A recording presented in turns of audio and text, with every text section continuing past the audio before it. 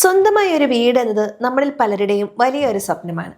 ആ സ്വപ്നം യാഥാർത്ഥ്യമാക്കാൻ സഹായിക്കുന്ന കേരള സർക്കാരിന്റെ ലൈഫ് മിഷൻ പദ്ധതിയെക്കുറിച്ച് ഇന്ന് നമ്മൾ വളരെ വിശദമായി സംസാരിക്കാൻ പോവുകയാണ്. 2026 ലൈഫ് മിഷൻ പദ്ധതിയിൽ വലിയ മാറ്റങ്ങൾ വന്നിട്ടുണ്ട്. ആർക്കൊക്കെ അപേക്ഷിക്കാം, എന്തൊക്കെ രേഖകൾ വേണം, അപേക്ഷ നിരസിക്കപ്പെടാതിരിക്കാൻ എന്തൊക്കെ ശ്രദ്ധിക്കണം, ഇങ്ങനെ നിങ്ങളുടെ എല്ലാ സംശയങ്ങൾക്കുമുള്ള ഉത്തരം ഈ വീഡിയോയിലുണ്ട്.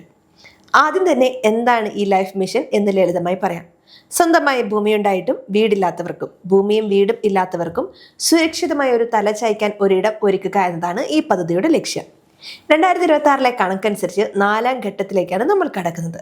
മുൻപ് അപേക്ഷിച്ചിട്ടും കിട്ടാത്തവർക്കും പുതുതായി അപേക്ഷിക്കാൻ ആഗ്രഹിക്കുന്നവർക്കും ഈ വീഡിയോ വലിയ ഉപകാരമാകും. ആർക്കൊക്കെയാണ് അപേക്ഷിക്കാൻ അർഹതയുള്ളതെന്ന് നമുക്ക് നോക്കാം. ഇത് വളരെ പ്രധാനപ്പെട്ട ഒന്നാണ്. ഒന്നാമതായി, അപേക്ഷകർ കേരളത്തിൽ സ്ഥിരതാമസക്കാരായിരിക്കണം. രണ്ടാമത്, അപേക്ഷകന്റെയോ കുടുംബാംഗങ്ങളുടെയോ പേരിൽ സംസ്ഥാനത്ത് ഒരിടത്തും വീടുണ്ടാകാൻ പാടില്ല. മൂന്നാമതായി, വാർഷിക വരുമാനം നിശ്ചിത പരിധിയിൽ താഴെയായിരിക്കണം. സാധാരണയായി 3 ലക്ഷം രൂപയിൽ താഴെ വരുമാനമുള്ളവർക്കാണ് മുൻഗണന. എന്നാൽ ഇതിൽ ചില പ്രത്യേക വിഭാഗങ്ങൾക്ക് മുൻഗണനയുണ്ട്. ഭിന്നശേഷിക്കാർ, വിധവകൾ, മാറാരോഗമുള്ളവർ, പട്ടികജാതി പട്ടികവർഗ വിഭാഗങ്ങൾ എന്നിവർക്ക് ലിസ്റ്റിൽ മുൻപന്തിയിൽ വരാൻ സാധിക്കും. ഇനി നമുക്ക് അപേക്ഷിക്കാൻ ആവശ്യമായ രേഖകൾ എന്തൊക്കെയാണെന്ന് നോക്കാം. ഇത് കുറച്ച് കൂടുതലുണ്ട്, അതുകൊണ്ട് ശ്രദ്ധിച്ച് കേൾക്കണം. 1. നിങ്ങളുടെ Aadhaar card. 2. Ration card. 3. Village ഓഫീസിൽ നിന്നുള്ള വരുമാന സർട്ടിഫിക്കറ്റ്. 4. നിങ്ങൾക്ക് ഭൂമിയുണ്ടെങ്കിൽ അതിൻ്റെ ആധാരവും കരമടച്ച രസീതും. 5. ബാങ്ക് പാസ്ബുക്കിൻ്റെ ഫോട്ടോസ്റ്റാറ്റ്. നിങ്ങളുടെ ഫോൺ നമ്പർ ആധാറുമായി ലിങ്ക് ചെയ്തിട്ടുണ്ടെന്ന് ഉറപ്പുവരുത്തണം. കാരണം OTP വരുന്നത് ആ നമ്പറിലേക്കായിരിക്കും. ഒരു കാര്യം പ്രത്യേകം പറയട്ടെ, നിങ്ങളുടെ OTP നമ്പറോ പാസ്വേഡോ അക്ഷയ കേന്ദ്രത്തിലോ മറ്റൊരിടത്തോ ഉള്ളവരോട് പങ്കുവയ്ക്കുമ്പോൾ വിശ്വസ്തത ഉറപ്പുവരുത്തണം. ഫോണിലൂടെ ആരെങ്കിലും ചോദിച്ചാൽ ഒരിക്കലും ഇത് നൽകരുത്. അപേക്ഷ സമർപ്പിക്കുന്നത് എങ്ങനെയാണെന്ന് ഇനി നോക്കാം. ഇപ്പോൾ എല്ലാം ഓൺലൈൻ വഴിയാണ്. ലൈഫ് മിഷൻ പോർട്ടൽ വഴിയോ അല്ലെങ്കിൽ നിങ്ങളുടെ അടുത്തുള്ള അക്ഷയ കേന്ദ്രം വഴിയോ അപേക്ഷ സമർപ്പിക്കാം. 2024 K-സ്മാർട്ട് സംവിധാനം വന്നതുകൊണ്ട് നടപടികൾ കുറച്ചുകൂടി വേഗത്തിലാക്കിയിട്ടുണ്ട്. അപേക്ഷിച്ചു കഴിഞ്ഞാൽ വില്ലേജ് ഓഫീസർക്കും പഞ്ചായത്ത് സെക്രട്ടറിമാർക്കും ഇത് വെരിഫിക്കേഷനായി പോകും.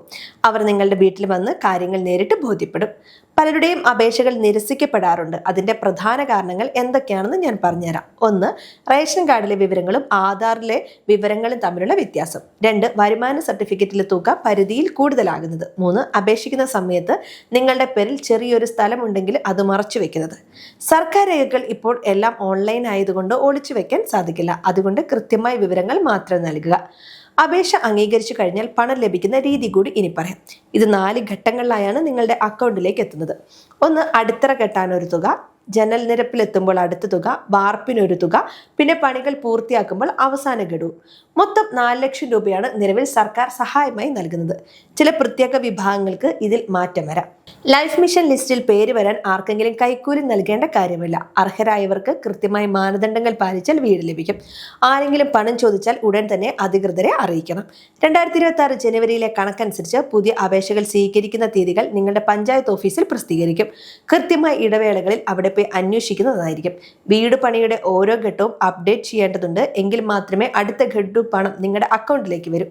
വീട് പണിയുന്നതിന് മുൻപ് തദ്ദേശ സ്ഥാപനങ്ങളിൽ നിന്ന് പെർമിറ്റ് എടുക്കാനും മറക്കരുത്. സ്വന്തമായി ഭൂമിയില്ലാത്തവർക്കായി ലൈഫ് മിഷൻ ഫ്ലാറ്റ് സമുച്ചയങ്ങളും നിർമ്മിക്കുന്നുണ്ട്. അങ്ങനെയുള്ളവർ ഭൂരഹിത ഭവനരഹിതർ എന്ന കാറ്റഗറിയിലാണ് അപേക്ഷിക്കേണ്ടത്. ഇതിനായി നിങ്ങളുടെ പഞ്ചായത്തിലോ നഗരസഭയിലോ പ്രത്യേകം അപേക്ഷ നൽകണം. ഇങ്ങനെയുള്ളവർക്ക് മുൻഗണന ലഭിക്കാൻ കുറച്ച് കാലതാമസം എടുത്തേക്കാമെങ്കിലും സർക്കാർ എല്ലാവർക്കും വീട് ഉറപ്പാക്കുന്നുണ്ട് എന്ന് നിങ്ങൾ മനസ്സിലാക്കണം.